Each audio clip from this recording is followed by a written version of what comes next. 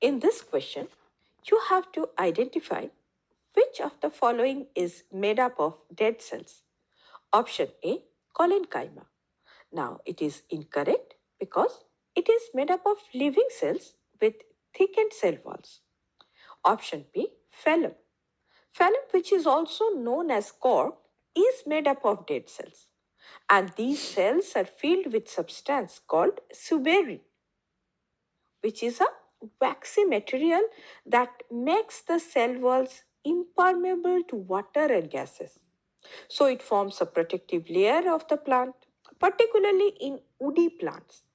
And it protects the plant from desiccation or pathogens and even mechanical injuries. Hence, it is the correct option. Option C, phloem. Now, it is incorrect because it is composed mostly of living cells, such as the sieve tube elements and the companion cells. But some components, like the phloem fibers, are dead. Option D, xylem parenchyma. It is also incorrect because xylem parenchyma consists of living cells.